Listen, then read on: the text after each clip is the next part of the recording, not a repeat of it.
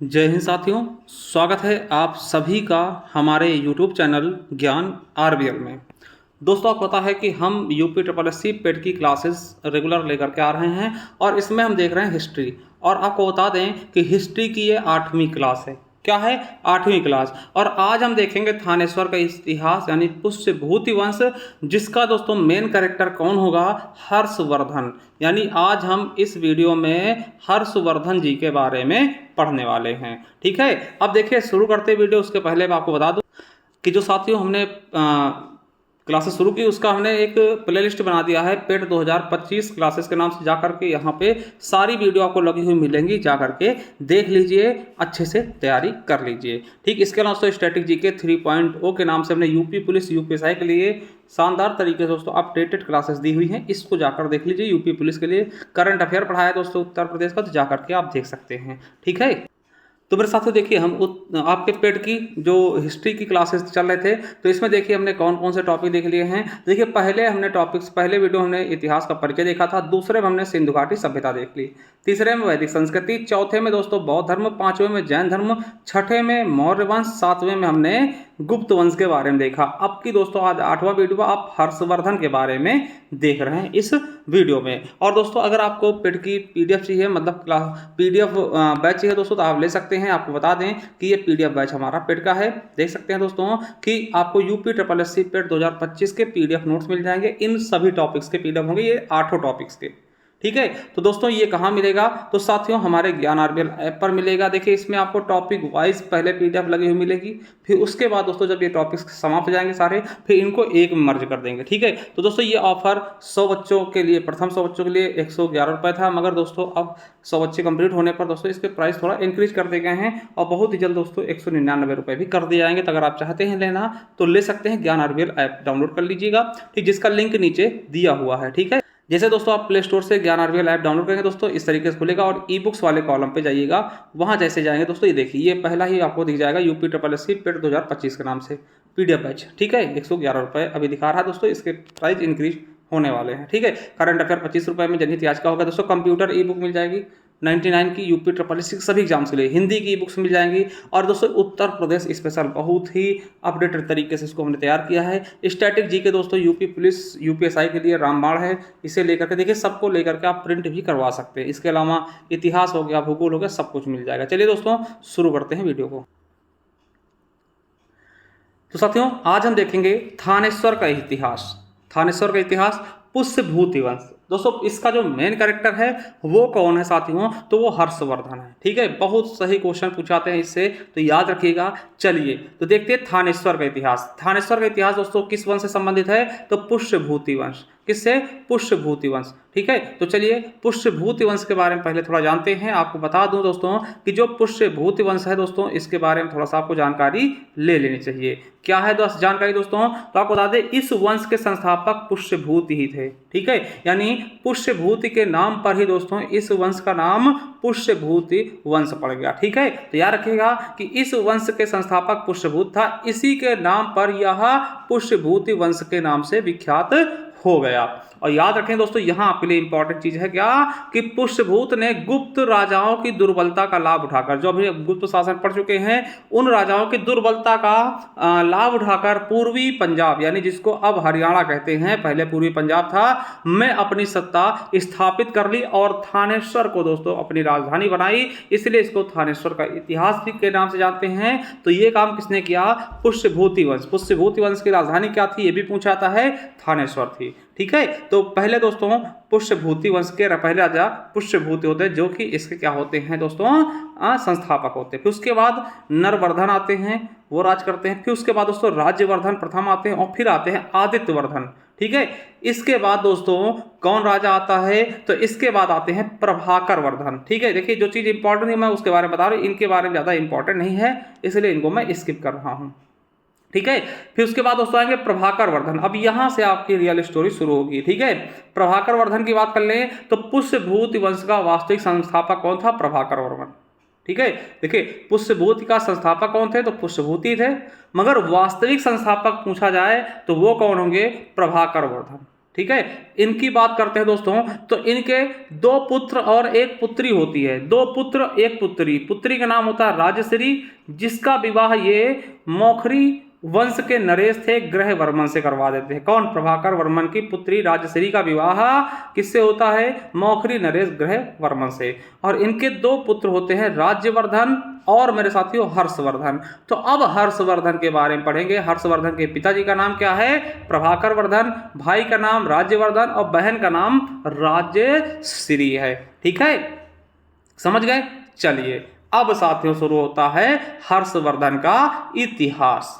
ठीक है, चलिए हर्षवर्धन के बारे में बात करते हैं। इनके माता पिता कौन थे? तो इनके माता का नाम यशोमती और पिता प्रभाकर वर्धन बता चुके हैं। इनका बड़ा भाई राज्यवर्धन है, जिसकी हत्या दोस्तों कौन कर देता है? गौड़ नरेश शशांक द्वारा। देखिए शशांक जो थे गौड़ नरेश थे, उन्होंने इसके भाई राज्यवर्धन की हत्या कर दी। क्या कर दी? हत्या कर दी मेरे साथियों। आपको बता दें कि हर्षवर्धन की पहली राजधानी थानेश्वर थी। याद रखिएगा, हर्षवर्धन की राजधानी पूछेगा, पहली राजधानी कौन होगी? थानेश्वर। दूसरी दोस्तों कन्नौज, अभी बताऊंगा मैं। ठीक है, ये पेट में पूछा गया, यूपीएससी पेट 2023 में पूछा गया कि हर्षवर्धन की पहली राजधानी क्या थी? बताइए क्या थी? थानेश्वर। ठीक है, याद रखिएगा। आपको बता दें कि राज्यवर्धन की हत्या के बाद 606 में देखिए राज्यवर्धन बड़े थे इनके, तो उस प्रभाकर वर्धन के बाद दोस्तों राज्यवर्धन गद्दी बैठते हैं, इनकी हत्या हो जाती तुरंत, बहुत ज़्यादा समय लगता। तो उसके बाद हर्षवर्धन 16 वर्ष की आयु में दोस्तों गद्दी पर बैठेगा। ठीक है, तो याद रखिएगा कि राज्यवर्धन यानी बड़े भाई की हत्या के बाद 606 में 16 वर्ष की आयु में हर्षवर्धन थानेश्वर का शासक बनता है। ठीक है, थानेश्वर का शासक बनता है। और दोस्तों इसके भाई की हत्या कौन करता है? तो दोस्तों शशांक। ठीक है, और ये क्या करता है? हर्षवर्धन क्या करता है? अपने भाई का बदला लेता है। और हर्षवर्धन ने गौड़ नरेश शासक जो शशांक था उनको दोस्तों पराजित करता है, हत्या करता है। ठीक है, यानी अपने भाई का इसने बदला लिया। ठीक है, अब देखिए यहां से क्वेश्चन पूछा जाता है। ठीक है, कि हर्षवर्धन ने अपनी राजधानी थानेश्वर, पहली राजधानी क्या थी हर्षवर्धन की? थानेश्वर हमने बताया, से कान्यकुब्ज यानी कि कान्यकुब्ज कन्नौज का पुराना नाम था। यार रखिएगा, कन्नौज कौन सा? वही इत्र नगरी, खुशबू नगरी। ठीक है, परफ्यूम सिटी। ठीक है, कन्नौज को स्थानांतरित कर लिया, यानी कि पहली राजधानी थानेश्वर थी, दूसरी राजधानी कन्नौज हो गई। ये पेट में पूछा गया 2022 के पेपर में। ठीक है, चलिए अब बात करते हैं दोस्तों। देखिए हर्षवर्धन को नर्मदा नदी के तट पर, कहां पर? हर्षवर्धन को नर्मदा नदी के तट पर चालुक्य वंश के राजा पुलकेशिन द्वितीय ने हराया था। यानी हर्षवर्धन और चालुक्य वंश के राजा पुलकेशिन द्वितीय का युद्ध होता है और पुलकेशिन द्वितीय हर्षवर्धन को हरा देता है। हर्षवर्धन की हार हो जाती है पुलकेशिन द्वितीय यानी कि चालुक्य वंश के राजा द्वारा। दोस्तों ये क्वेश्चन भी जीडी और एसएससी CHSL में पूछा गया है 2019 में। ठीक है, चलिए अब ये क्वेश्चन आपके लिए इंपॉर्टेंट है। देखिए हर्षवर्धन ने 5 इंडीज को अपना नियंत्रण कर लिया था, यानी 5 ऐसे इंडीज थे जहां पे अपना नियंत्रण कर लिया था हर्षवर्धन ने, इनको जीत लिया था। कौन कौन से? पंजाब, कन्नौज, बंगाल, बिहार और उड़ीसा। देखिए वीडियो में पूछा गया, तो 5 इंडीज, 5 केंद्र हो सकते हैं, 5 राज्य हो सकते हैं जिसको इसने नियंत्रित कर लिया था अपने, पंजाब, कन्नौज, बंगाल, बिहार, उड़ीसा। याद रखेंगे, वेरी इंपॉर्टेंट है। ठीक है, देखिए हर्षवर्धन नाटक भी लिखता था। ठीक है, यानी एक रचनाकार भी था, एक कवि भी था हर्षवर्धन के अंदर। ठीक है, तो दोस्तों इसने 3 तरीके के नाटक लिखे, 3 नाटक लिए, नागानंद, रत्नावली, प्रियदर्शिका। पूछे आते हैं, याद रखिएगा। ठीक है, और दोस्तों आप बता दें हर्षवर्धन के दरबारी थे Banabhatta. Very very very important दोस्तों, बहुत ज्यादा इंपॉर्टेंट। देखिए यूपीएससी में पूछा गया, तो हर्षवर्धन के दरबारी थे बाणभट्ट, जिन्होंने दोस्तों हर्षचरित और कादंबरी रचना की। कादंबरी बहुत पूछता है, किसकी रचना है? बाणभट्ट की। कादंबरी किसकी रचना है? बाणभट्ट की है। बाणभट्ट किसके दरबारी थे? हर्षवर्धन की। हर्षवर्धन की पहली राजधानी क्या थी? थानेश्वर। द्वितीय राजधानी कौन सा बनाता है? कान्यकुब्ज यानी कि कन्नौज को। ठीक है, इतना तो याद रहेगा कि भैया बाणभट्ट किसके दरबारी थे? हर्षवर्धन के। कौन सी रचना लिखी? कादंबरी। ठीक है, चलिए और दोस्तों दूसरे दरबारी थे मयूर, जिन्होंने सूर्य शतक नामक रचना लिखी। ठीक है, चलिए अब आपको बता दें कि हर्षकालीन ताम्रपत्रों में केवल 3 करों का भूमि कर, ठीक है, करों, जिसे भाग, एक कर भाग था जिसको भूमि कर बोलते थे, दूसरा था हिरण्य जिसको व्यापारी बोलते थे, और बलि का उल्लेख मिलता है। ठीक है, चलिए हर्षकालीन ताम्रपत्रों में। और आपको बता दें कि हर्षवर्धन ने अपनी धार्मिक सभा प्रयाग में करता था। जो धार्मिक सभाएं होती थी वो प्रयाग में करते थे। और साथियों हर्षवर्धन ने कुंभ मेले की शुरुआत की। दोस्तों ये आपके लिए इंपॉर्टेंट है क्योंकि कुंभ मेला हाल ही में अभी 2025 में दोस्तों महाकुंभ, ठीक है, 144 साल बाद वाला आया था। ठीक 12x12, ठीक है, 12 साल में महाकुंभ लगता है, पूर्ण महाकुंभ, ठीक साथियों, तो वो वाला। तो इसकी जो कुंभ लगता है इसकी शुरुआत किसने की थी? हर्षवर्धन ने।